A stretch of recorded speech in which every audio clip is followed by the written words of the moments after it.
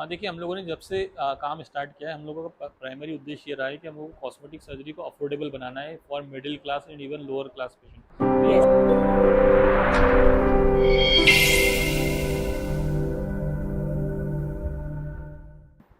Hello everyone, hi, my name is Priya Singh Shukla और मैं आज अपनी पॉडकास्ट सीरीज़ में आपको एक ऐसे व्यक्ति से मिलवाने वाली हूँ जिन्होंने अपनी लाइफ में मोर देन 25,000 सर्जरीज की हैं। जी हाँ, let's welcome doctor Sumit Jaiswal. Hello sir. Hi. So sir, अपनी हिस्ट्री के बारे में आप मुझे थोड़ा बताइए, like how do you came into, आपने सिर्फ सर्जरीज में कॉस्मेटिक सर्जरी ही क्यों चूज़ किया? एक्चुअली जो सबसे पहला जो होता है एमबीबीएस होता है। एमबीबीएस के बाद फिर एमएस करते हैं, then after that super speciality होता है एमसीएच में। तो जब हम एमएस कर रहे होते हैं उस समय आपको सारी ब्रांचेस सुपर स्पेशलिटी का एक्सपोजर रहता है। तो उस समय मैंने जबलपुर से करा है, तो वहाँ पर काफ़ी सारा एक्सपोजर था प्लास्टिक सर्जरी का, तो मुझे तब से ही उसमें काफ़ी इंटरेस्ट रहा। फिर धीरे धीरे करके अब तो काफ़ी कुछ कॉस्मेटिक सर्जरी और जेंडर रिअसाइनमेंट में हम लोग शिफ्ट हो गए हैं, लेकिन शुरुआत वहीं से ही जो एमएस के दौरान मुझे इंटरेस्ट आया उस तरह से। आज हम लोग स्पेशली सर से बात करने वाले हैं लाइपोसक्शन एंड टमी टक के बारे में। तो सबसे पहले हम ये जानते हैं कि इन दोनों में डिफरेंस क्या है? See liposuction is a type of cosmetic surgery. मतलब लाइपो का मतलब होता है फैट और सक्शन मीन्स रिमूव करना, खींचना। तो लाइपोसक्शन में हम लोग बॉडी के किसी भी पार्ट में जहाँ पर एक्स्ट्रा फैट रहता है उसको सक्शन करके निकालते हैं। It may be most commonly abdomen होता है, लेकिन थाइज हुआ, हिप्स हुआ, आर्म्स हुआ, चीन हुआ, मतलब जहाँ पर भी सुपर सब क्यूटेनियस फैट है, स्किन के नीचे जो फैट है, अगर वो है तो हम उससे सक्शन करके निकाल सकते हैं।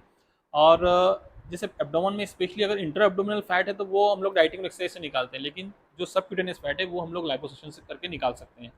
तो ये बहुत ही सिंपल प्रोसीजर है, सिर्फ 2 या 3 होल्स होते हैं और कोई बाहर कोई स्कार नहीं होता है, कोई बड़ा कट नहीं लगता है, डे केयर प्रोसीजर होता है काफ़ी टाइम में। तो ये लाइपोसक्शन होता है। Okay. And tummy tuck? Tummy tuck means specially tummy के लिए जो टक वर्ड, मतलब कि टक मतलब टाइटनिंग करना। तो ये सिर्फ टमी के लिए होता है तो टमी टक बोलते हैं। इस तरह से आर्म्स के लिए होता है तो आर्म टक कहते हैं, थाई टक होता है, चिन टक होता है। मतलब जहाँ पर भी स्किन एक्स्ट्रा है उसको हम टाइट कर रहे हैं तो उस प्रोसीजर को टक कहा जाता है। एब्डोमेन में से हम टमी टक कहते हैं। तो टमी टक मतलब उसमें लाइपोसक्शन तो होगा ही, मतलब सबसे पहले हम लोग 2 होल्स करके कुछ सॉल्यूशन डाल के फैट को ब्रेक डाउन करके सक्शन करके निकालते हैं। मतलब लाइपोसक्शन प्रोसीजर तो रहेगा, लेकिन अगर कई बार बहुत ज़्यादा स्किन लूज रहती है तो उन केसेस में हम लोग टक करते हैं, मतलब liposuction plus skin excision, then it is called tummy tuck. है ओके। ना। Specially okay. उन लोगों में किया जाता है जिनमें बहुत ज़्यादा एक्स्ट्रा स्किन रहती है, स्पेशली जैसे कि प्रेगनेंसी के बाद, मल्टीपल प्रेगनेंसी के बाद, या फिर बेरिएट्रिक सर्जरी या मासिव वेट लॉस किया है तो स्किन बहुत ज़्यादा हो जाती है, और उसमें हम लोग सिर्फ लाइपोसक्शन करेंगे तो उतना अच्छा रिजल्ट नहीं आएगा, स्किन नहीं लूज रह आएगा। जाएगी। तो फिर ओके। टमी टक करके बेहतर रिजल्ट के लिए होता है। ओके। दैट मीन्स अगर किसी के मल्टीपल प्रेगनेंसीज हुई हैं या किसी ने बहुत ज़्यादा वेट लॉस किया हाँ। है, तो वो लोग इस प्रोसेस पे जा सकते हैं। एंड सर, जो ये लाइपोसक्शन होता है, ये किसके लिए होता है? ये इसे कोई भी करा सकता है? हाँ, देखिए क्या होता है कि कई बार बहुत ज़्यादा हेवी पेशेंट हम लोगों के पास आ जाते हैं कि हम लोगों को बेरिएट्रिक नहीं कराना है, हमको कोई डाइटिंग एक्सरसाइज कर लिया फिर भी हमारा वेट नहीं जा रहा है, तो लाइपोसक्शन करके हमको वज़न कम कर दो। तो हम लोग सबसे पहले बोलते हैं कि लाइपोसक्शन का जो उद्देश्य रहता है वज़न कम करना नहीं रहता है। लाइपोसक्शन का मेन पर्पस है, मतलब जो सर्जरी कहलाती है वो that is body reshaping surgery, मतलब बॉडी को शेप सही करना। ओके। तो अब वेट लॉस होना उसका एक साइड इफेक्ट है, मतलब साइड इफेक्ट मतलब एक साइड में चीज़ है कि वो अपन कोई भी चीज़ निकाल रहे हैं, फैट निकाल रहे हैं तो वेट लॉस हो जाता है। लेकिन मेनली जो उसका पर्पस है कि फैट को रिमूव करना, बॉडी को रीशेप करना और इंच लॉस करना।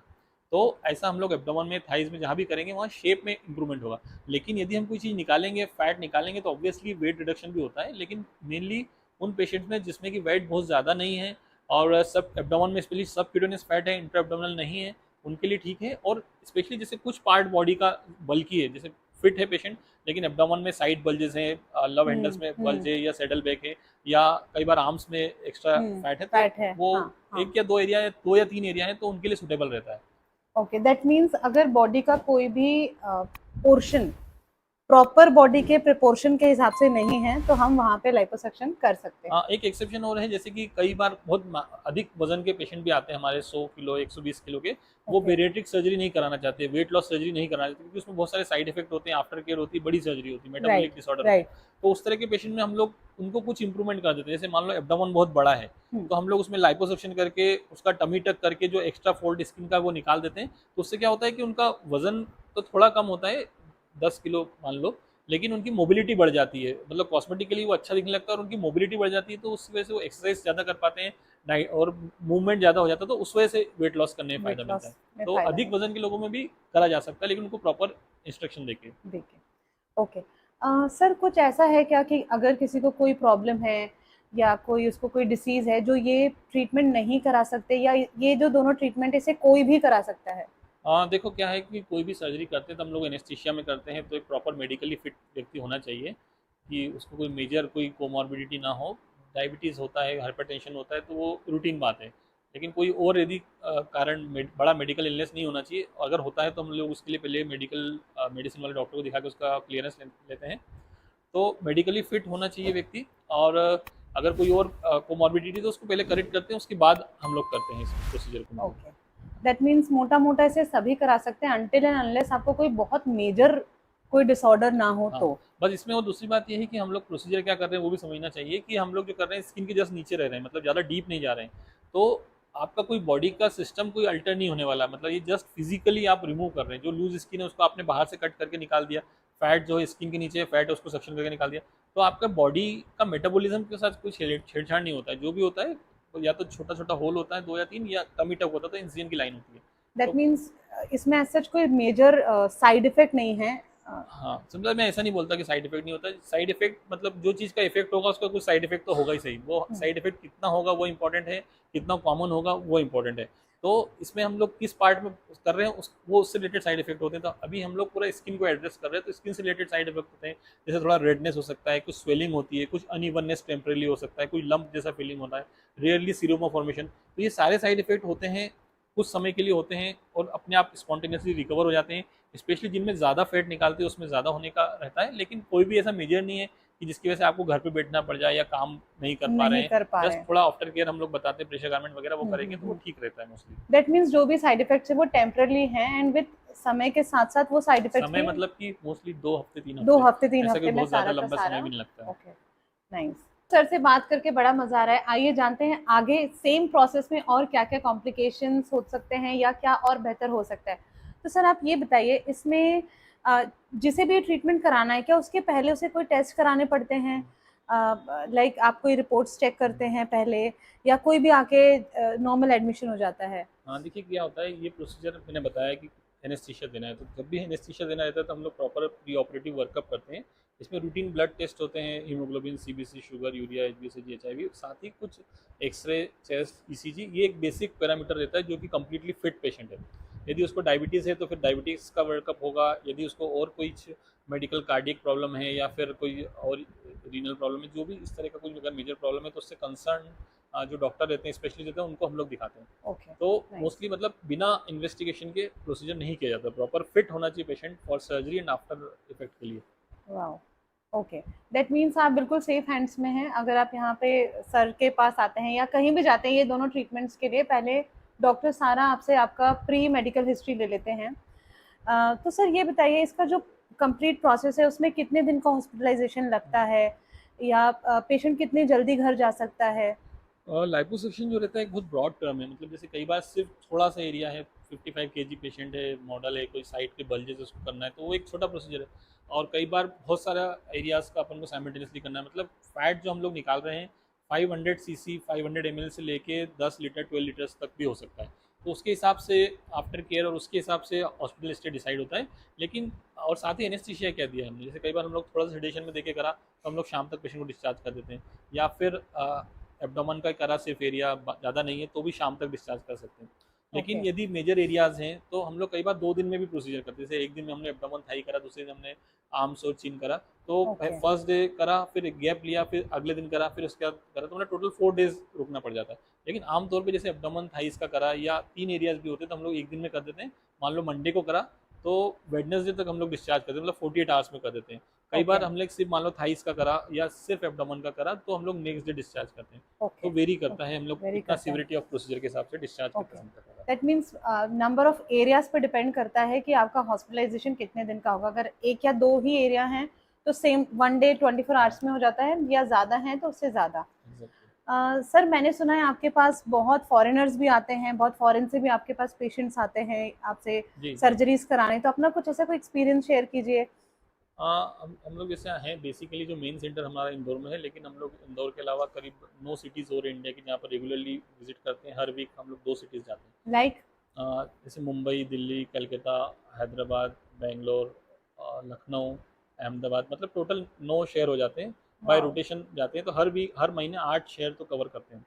तो इन जगह जाते हैं तो वहाँ पे कंसल्टेशन भी करते हैं, वहाँ पर सर्जरीज भी करते हैं। तो मोस्टली जैसे हम लोग मध्य प्रदेश में मेन सेंटर, लेकिन 90% जो पेशेंट रहते हैं वो तो मध्य प्रदेश के बाहर के आते हैं। ओवरसीज पेशेंट भी हम लोग पास काफ़ी रेगुलरली आने लगे हैं, सिर्फ लाइपोसक्शन के लिए भी, दूसरी सर्जरीज के लिए भी आ रहे हैं। हर महीने कम से कम 3 या 4 पेशेंट्स रहते हैं जो दूसरे कंट्री से आते हैं। उसमें विकासशील और विकसित देश दोनों ही टाइप के होते हैं, मतलब अपने एडजेसेंट एरिया के भी आते हैं, आप चाहे अफगानिस्तान या नेपाल मांगो, या फिर काफ़ी दूर से जर्मनी, फ्रांस, इन एरिया से भी आते हैं। मिडिल ईस्ट के भी पेशेंट्स आने लग गए हैं काफ़ी। तो बीच में कोरोना के टाइम थोड़ा डिप हुआ था, बाकी उसके बाद फिर अब तो काफ़ी स्टेबल हो गए, पिछले स्टेबल है। 2 ढाई साल ओके से तो काफ़ी ओके रेगुलरली ओके। पेशेंट्स आ रहे हैं। डेफिनेटली सर, आपने 25,000 सर्जरीज की हैं, तो ऐसे तो देखा जाए तो जाने कितनी सारी सर्जरीज आप एक दिन में करते होंगे। तो कितना मज़ा आ रहा है सर से बात करने में। आइए जानते हैं सर से कुछ ऐसे पेशेंट की स्टोरीज, या कोई ऐसी कोई स्टोरी जो सर को भी आज तक याद हो, या वो पेशेंट आज भी आपके साथ कनेक्टेड हो। सर ऐसी कोई स्टोरी है? हाँ देखिए, हम पेशेंट से कंसल्टेशन करते हैं, बात करते हैं, उनका साइकी समझते हैं कि क्यों करा रहे हैं और उनके पीछे पर्पस क्या है। तो हर किसी की कुछ ना कुछ कहानी रहती है, लेकिन राइट। जो मोस्ट कॉमनली हमारे पास आती हैं अनमेरिड फीमेल्स आती हैं, जैसे कि उनका वेट रहता है 70, 80, 90 kg, और उनका मेन प्रॉब्लम रहता है, जैसे 24, 25, 26 साल का एज रहता है, उनका मेन प्रॉब्लम ये रहता है कि शादी में लड़का मिलने में दिक्कत हो रही है। जैसे लड़के भी आते हैं काफ़ी, लेकिन लड़कियाँ ज़्यादा आती हैं, क्योंकि हम्म। अपने समाज में लड़कियों को प्रॉपर दिखना ज़्यादा ज़रूरी होता है। तो इस तरह के पेशेंट्स काफ़ी आते हैं कि जिनमें कुछ पार्ट, मतलब अधिक फैट होने की वजह से, वजन ज़्यादा होने की वजह से उनको शादी में अड़चने आ रही है। तो उस तरह के पेशेंट को हम लोगों को करके काफ़ी सेटिस्फेक्शन भी मिलता है कि मतलब हमने किसी की लाइफ में कुछ पॉजिटिव चेंज लाया है। कई लोग सिर्फ कॉस्मेटिक्स के लिए कराते हैं, लेकिन इनका जो प्रॉब्लम रहता है, आप सिर्फ कॉस्मेटिक नहीं समझते, हम लोग तो उसे एक बीमारी या पैथोलॉजी ही समझते हैं कि अगर उसकी वजह से जो उनको साइकोलॉजिकल डिस्ट्रेस हो रहा है, जो उनको सोसाइटी से ऑफ कोर्स, हाँ। सहना पड़ रहा है, वो जनरली पब्लिक नहीं समझ पाते, उसको जस्ट कॉस्मेटिक एंगल से देखते हैं। लेकिन उस तरह के पेशेंट में वो अच्छा रिजल्ट देना बहुत ही सेटिस्फाइंग रहता है। एक दूसरा एज ग्रुप आता है जो महिलाएं रहती हैं 40s में, 35 प्लस में, जिनका फैमिली कंप्लीट हो गया है। तो उनको लगता है कि हमने जैसे वो उनके पास कुछ पावर आ जाता है, मतलब उस समय तक वो इंडिपेंडेंट हो जाती हैं, तो उनको लगता है कि अब हम अपनी लाइफ जीना चाहते हैं। तो काफ़ी सारी इंडिपेंडेंट महिलाएं आती हैं कि जो अब चाहती हैं कि अब हम नए सिरे से ज़िंदगी जिए, बच्चे सेटल हो गए। तो जो 40s प्लस की महिलाएं रहती है, वो काफ़ी नंबर उनका भी रहता है कि जो अब अपने आप पे ध्यान देना चाहती है, क्योंकि अभी तक वो सिर्फ बच्चे और फैमिली पे ध्यान देना दे रही थी। तो वो एक अच्छा, मतलब उनके पॉजिटिव चेंज आ जाता है लाइफ में। हम्म। एक हम्म। तीसरी कैटेगरी और होती है जिनको शादी को कुछ साल हो गए, तो हम्म। वो उनको लगता है कि अब हमारा थोड़ा सा फैमिली लाइफ में कुछ वो प्रॉब्लम चल रहा है कि हम जैसे पहले दिखते थे वैसे नहीं दिख रहे, बॉडी प्रेगनेंसी के बाद बॉडी का शेप प्रॉपर नहीं है, तो थोड़ा उनका फैमिली हार्मोनी डिस्टर्ब होती है। तो उस तरह के पेशेंट का भी एक तीसरा ग्रुप रहता है जो सर्जरी के लिए आते हैं। तो ये 3 ग्रुप ऑफ पेशेंट रहते हैं, जिनमें अलग, हर किसी का अलग अलग पर्पस है, सब में कुछ ना कुछ सोशल कॉज रहता है। तो हम्म। इस तरह के पेशेंट ज़्यादा सेटिस्फाइंग रहते हैं। दूसरा एक रहता है प्रोफेशनली जिनको ज़रूरत रहती है। हम्म। जैसे यंग मॉडल्स आती हैं जिनमें कि बहुत ज़्यादा वेट नहीं रहता, लेकिन कुछ पार्ट बॉडी का रहता है कि जहाँ पे हेवी शेप रहता प्रॉपर है। देने का ज़रूरत यस। है, यस। या कहीं बेली में, या जिसमें वो डाइटिंग एक्सरसाइज कर चुके हैं, लेकिन फिर भी बॉडी का शेप प्रॉपर नहीं आ रहा है, तो उनको प्रोफेशनली फ़ायदा मिलता है इस प्रोसीजर करने से। तो एक ऐसा स्पेशल कोई कहानी तो नहीं, लेकिन हर पेशेंट में कुछ ना कुछ इस तरह की कहानी इन 4 में से मोस्टली रहती है। Okay okay. मीन्स ऐसा कह सकते हैं कि जो भी पेशेंट्स ये सर्जरीज कराते हैं, कहीं ना कहीं उनमें कई बार होता है कि साइकोलॉजिकल उनको सोसाइटी से वो चीज़ या वो अटेंशन नहीं मिलता, जिसकी वजह से वो यहाँ पे हाँ, आके वो सर्जरी और वो करते हैं। साइकोलॉजिकली डिस्ट्रेस रहते हैं, तो उसको रिलीव करने के लिए हम करवाते ये हैं। करते हैं। सर एक चीज़ और बताइए, जैसे कि लोग जिम जाते हैं, बट कई बार होता है कि बहुत सालों से जिम जा रहे हैं, बट स्टिल या तो उनका कोई पर्टिकुलर एरिया है बॉडी का वो कवर नहीं हो रहा है, बट जैसा सोसाइटी कहती है कि सब कुछ नेचुरल करो नेचुरल करो, तो ऐसा कुछ होता है क्या कि जिम में आप नहीं जा रहे हैं बट एग्जैक्टली। आपको नहीं मिल रहा है, बट आप अगर ये करते हैं और वो चीज़ मिल जाती, तो आप इसको कैसे मतलब एक्सप्लेन? ठीक है। देखिए क्या होता है, कोई भी पेशेंट हम लोग के पास आता है ना, तो हम लोग सबसे पहले यही क्वेश्चन पूछते हैं कि आप क्या ज़्यादा खाना खाते हो, क्या ओवर ईटिंग होती है आपकी, या फिर आप कुछ फिजिकल वर्क आपका ऐसा है कि दिन भर बैठे रहना का है। तो सबसे पहले हम लोग यही बोलते हैं कि आप पहले डाइटिंग करो, एक्सरसाइज करो, ये 100% टाइम बोलते हैं। क्योंकि यदि आप वो नहीं करोगे तो इसका कोई मतलब नहीं है। आप सोचो कि मैं सिर्फ पैसा है मेरे पास, मैं लाइपोसक्शन करा लूँ या वेट लॉस प्रोसीजर करा लूँ और मेरा काम हो जाएगा, कल से फिर मैं वापस सब कुछ खाऊंगा, वो खाऊंगी और एक्सरसाइज नहीं करूँगी, तो ये सही नहीं है। मतलब तो आइडियल बेस्ट होता है कि आप डाइटिंग और एक्सरसाइज से अपने बॉडी को सही करें। लेकिन कई लोग सब कुछ करने के बाद भी उनका नहीं जाता है। स्पेशली कुछ लोगों में कुछ पार्ट बॉडी का रहता है कि वो जाता ही नहीं है।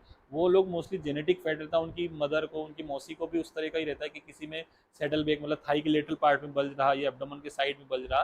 तो वो लोगों का तो वजन बहुत ज़्यादा नहीं रहता है, वो सब कुछ कर चुके, वो पार्ट का फैट नहीं जाता है। मेल्स में भी जैसे lower part of the tummy है उसका फैट जाता ही नहीं है किसी किसी का। तो उस तरह के लोगों के लिए लाइपोसक्शन बेस्ट है। यदि आपका सब जगह बॉडी में फैट है, कई बार थायराइड की वजह से पीसीओडी उनकी हिस्ट्री रहती है, वो सारा मेडिकल मैनेजमेंट करते हैं उसके बाद भी नहीं जाता है, तो फिर उसमें लाइपोसक्शन करना ठीक रहता है। लाइपोसक्शन करने के बाद एक और चीज़ रहती है कि क्या फैट फिर से आ जाएगा क्या उस पार्ट में, ये क्वेश्चन रहता है। तो जैसे हमने जिस पार्ट में लाइपोसक्शन करा है तो उस पार्ट में प्रैक्टिकली नहीं आता है, क्योंकि क्या होता है जो फैट सेल रहते हैं हम लोग इसमें रिमूव करते हैं, 80 to 90% फैट सेल रिमूव कर देते हैं। अपने बॉडी में 18 साल की उम्र के बाद कोई नया फैट सेल नहीं बनता है। तो यदि हम लोग 80 to 90% तक फैट सेल निकाल देंगे, उसके बाद आप डाइटिंग एक्सरसाइज नहीं करोगे तो भी उस पार्ट में फैट आना बहुत मुश्किल रहता है। प्रैक्टिकली तभी होता है जब आप सोच लो कि मुझे फैट लाना है, अदरवाइज बाकी पार्ट में फैट आता रहेगा जैसा आता है। तो इसलिए अपने को नॉर्मल एवरेज डाइटिंग और एक्सरसाइज करते रहना चाहिए। वो तो सबको करना चाहिए, आपको भी मुझे भी करना चाहिए, लाइपोसक्शन करो चाहे ना करो। ओके सर, जैसा आपने बताया कि 18 के बाद फैट सेल्स ज़्यादा नहीं बनते हैं, तो लाइपोसक्शन या ये जो टमी टक है ये सब कराने की एक्चुअल एज क्या है, मतलब किस एज पे कराना सही रहता है? ओके हाँ, तो देखिए सबसे पहले हम लोग बच्चों में नहीं करते हैं, मतलब मोस्टली 19 प्लस 20 प्लस के एज में ही करते हैं। ऐसा नहीं है कि बच्चों में कॉन्ट्राडिक्शन है, कॉन्ट्रा इंडिकेशन है, लेकिन फिर भी हम लोग कोशिश करते हैं कि उनको डाइटिंग एक्सरसाइज और थोड़ा नेचुरल तरीके से कर लें, मतलब अवॉइड करते हैं और वो बच्चा खुद भी सोच सके, समझ सके कि क्या कर रहे हैं, खुद से फैसला ले सके, इसलिए एडल्ट में ही करते हैं। तो इसका अपर लिमिट मतलब लोअर लिमिट हो गया 19 ईयर्स या 20 ईयर्स है ना। जो अपर लिमिट है वो ऐसा कुछ भी डिफाइन नहीं है, पेशेंट मेडिकली फिट रहना चाहिए। हम लोगों ने 70 प्लस के लोगों में भी लाइपोसक्शन और टमी टक करा है, मतलब 73 का एक लेडी है उसका हमने लास्ट मंथ करा था। तो पेशेंट फिट होना चाहिए, कार्डियक तरीके से, दूसरे पैरामीटर से ठीक रहना चाहिए, तो हम कभी भी कर सकते हैं मतलब। लेकिन मोस्ट कॉमन जो एज ग्रुप हमारे पास आता है ये 20 से लेके 50 के बीच में आता है, मतलब टमी टक के लिए 45 से 55 रहता है, लेकिन बाकी लाइपोसक्शन 50 से कम वाले रहते हैं। कम वाला रहता है। ओके, तो सर जैसे आजकल चल रहा है कि बहुत सारे नए नए टेक्नोलॉजीज आ गए हैं, तो इस चीज़ में भी बहुत सारे टेक्नोलॉजी आए होंगे, सॉफ्टवेयर्स आए होंगे।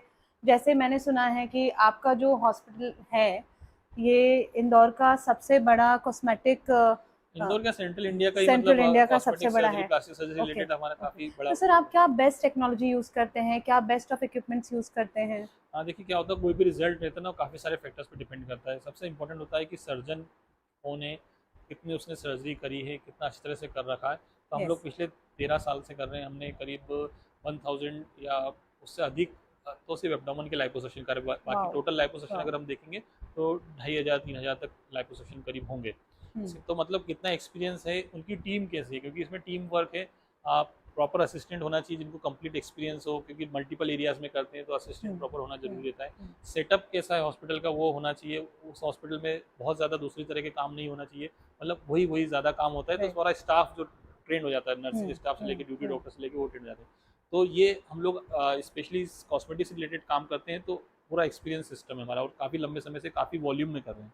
दूसरा उसमें मशीन क्या यूज़ करें, तो मशीन में इसमें 2-3 टेक्निक होती है जो सबसे कॉमनली इंडिया में या पूरी दुनिया में यूज़ किया जाता है। ट्यूबिसेंट लाइपोसक्शन होता है जो ट्रेडिशनल है, उसमें कोई ज़्यादा प्रॉब्लम नहीं है, जिसमें सॉल्यूशन इन्फिल्ट्रेट करते हैं, फैट को ब्रेक डाउन करते हैं, सक्शन करके निकालते हैं। तो वो एक कॉमन तरीका है, मतलब है ना, उसमें कोई दिक्कत नहीं। लेकिन आजकल दूसरा चीज़ें भी आ गई, power assisted liposuction. Power assisted मतलब कि इसमें सर्जन का जो फिजिकल वर्क है वो कम हो जाता है, उसमें रिजल्ट में बहुत ज़्यादा अंतर नहीं आता है, तो वो तो हम लोग नहीं यूज़ करते हैं। लेकिन हम लोग जो यूज़ करते हैं एक और अल्टरनेटिव टेक्निक होती है, वो होती है वेजर। वेजर मतलब ये होता है कि उसमें जैसे अभी जो लाइपोसक्शन करा उसमें हमने केमिकली और फिजिकली फैट को तोड़ा। जो वेजर रहता है उसमें इसके साथ साथ अल्ट्रासाउंड गाइडेड फैट का ब्रेकडाउन होता है। तो थ्योरेटिकली ऐसा बोला जाता है कि उसकी वजह से सराउंडिंग टिश्यू में ट्रॉमा कम होता है, इसकी वजह से हीलिंग फास्ट होती है, रिकवरी फास्ट होती है, स्किन का कॉन्ट्रेक्शन अच्छा होता है। फिर भी हम लोगों को बहुत ज़्यादा रिजल्ट में अंतर नहीं समझ में आता है अगर छोटा एरिया करना है। अगर मल्टीपल एरियाज करना है तो वेजर जो है वो बेहतर होता है ट्रेडिशनल लाइपोसक्शन में, स्पेशली अगर मल्टीपल एरियाज हैं तो। Okay, nice. मीन्स सर के पास में बेस्ट ऑफ द टेक्नोलॉजीज हैं, सर बहुत 13 इयर्स का एक्सपीरियंस है। आइए सबसे इम्पोर्टेंट फैक्टर जानते हैं, प्राइस। किसी के लिए भी प्राइस जो कॉस्ट है वो सबसे इम्पोर्टेंट होता है। सुंदर हर कोई दिखना चाहता है, तो आपके पास कोई भी व्यक्ति कितने कम से कम पैसों में सुंदर से सुंदर दिख सकता है? देखिए, हम लोगों ने जब से काम स्टार्ट किया है, हम लोगों का प्राइमरी उद्देश्य ये रहा है कि हम लोगों को कॉस्मेटिक सर्जरी को अफोर्डेबल बनाना है for middle class and even lower class patient. तो ये यस। हमारा प्राइमरी मोटो रहा है, क्योंकि इसको कॉमन ये रूटीन या रेगुलरली तभी हो पाएगी जब इसका कॉस्ट रहे। ये ऐसा नहीं होना चाहिए किसी एफ्लुएंट क्लास की लोगों की सर्जरी रहे। तो अपना पहला उद्देश्य हम लोगों का शुरू दिन से यही रहा है, इस तरह से जहाँ पे बेस्ट कम से कम मतलब बिना किसी नुकसान के कॉस्ट कटिंग कर सकें, पेशेंट को बेस्ट फैसिलिटी दे सकें। तो हमारा कम प्रॉफिट में अधिक वॉल्यूम वाला काम सिस्टम है कि अधिक से अधिक वॉल्यूम रहे और कॉस्ट हम लोग कम दे सकें ताकि उसकी वजह से। तो जैसे अब लाइपोसक्शन का जो मार्केट में जो भी रेट रहता है उससे हम लोग का करीब 60-70% है, मतलब अच्छे सेंटर कंपेरिजन में।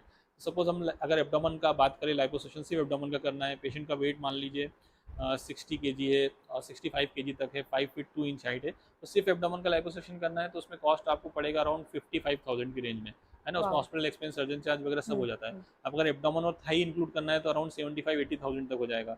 अगर एब्डोमेन, थाई और आर्म्स करते हैं तो 95,000 हो जाएगा। अगर पेशेंट का वेट बढ़ जाता है तो यही चीज़ें सब 10-15 हज़ार रुपये और अधिक बढ़ जाती है। यदि 2 दिन में सर्जरी करते हैं तो थोड़ा कॉस्ट 1.25 लाख तक हो जाता है, 1.25 तक हो जाता है। अब कॉस्ट कई बार इस पर भी डिपेंड करती है कि हम लोग सर्जरी कहाँ करें। तो इंदौर में जो है हमारा खुद का हॉस्पिटल रहता है तो यहाँ पे कॉस्ट कम रहती है। यदि हम दूसरे शहर में जाके करते हैं तो रिलेटिवली 20% तक कॉस्ट मोस्टली ज़्यादा रहती है। तो ये रेंज रहती है। आप समझ लीजिए कि मतलब कई बार बहुत छोटा सा एरिया, सिर्फ चिन का लाइपोसक्शन करना है तो 35,000 में भी हो जाता है, सिर्फ आर्म्स का करना है तो 45,000 में भी हो जाता है। तो इसकी रेंज रहती है 35-40,000 से लेके 1.25 लाख, 1.5 लाख, 2 लाख तक भी हो सकता है। सर ऑल अक्रॉस इंडिया से सर के पास पेशेंट्स आते हैं, not only all across India, abroad से भी सर के पास पेशेंट्स आते हैं। बट सर कई बार ऐसा होता होगा कि कुछ पेशेंट्स आ नहीं सकते, दे वांट वीडियो कंसल्टेशन, तो आप वो भी देते हैं वीडियो कंसल्टेशंस? एग्जैक्टली अभी आजकल कोविड के समय के बाद से वीडियो कंसल्टेशन का काफ़ी ज़्यादा कल्चर बढ़ गया है। पेशेंट को उसमें संतुष्टि मिलने लग गई। पहले ऐसा था कि जब तक फिजिकली ना मिलो, टच ना हो, जब तक वो संतुष्ट नहीं होते थे। लेकिन अब वीडियो कंसल्टेशन काफ़ी कॉमनली होने लगा है। मतलब लगभग आधे पेशेंट का जो कंसल्टेशन हमारा वीडियो उसमें होता है। तो उसमें बहुत ज़्यादा दिक्कत नहीं होती, क्योंकि हम लोग काफ़ी हमारे जो जिस तरह का प्रोसीजर हम लोग करते हैं उसमें वीडियो कंसल्टेशन में काफ़ी कुछ समझ में आ जाता है देख कर और बातें करके। तो वो एक बहुत सिंपल और आसान तरीका है कि अब 90% जो पेशेंट हमारे पास आ जाते हैं वो सीधे सर्जरी के लिए आते हैं। मतलब सीधे सर्जरी के लिए उसके पहले उनका ऑडियो वीडियो कंसल्टेशन हो चुका रहता है। बस वो आते हैं, उसके पहले छोटा सा कंसल्टेशन होता है और सेम डे सर्जरी होता है, सारी तैयारी के साथ आते हैं। तो उससे पेशेंट का समय भी बचता है और मतलब सिर्फ कंसल्टेशन के लिए आने में जो उनका समय और पैसा बर्बाद हो सकता था वो नहीं होता है। तो अब सुंदर दिखना सिर्फ रईस लोगों का या रिच लोगों के लिए नहीं रहा है, मिडिल क्लास और एक लो क्लास भी अब सुंदर दिख सकता है बहुत अफोर्डेबल रेट्स में, एंड वो भी बिना किसी मेजर साइड इफेक्ट्स के। So thank you so much, Sumit sir, for giving your time to us. Thank you.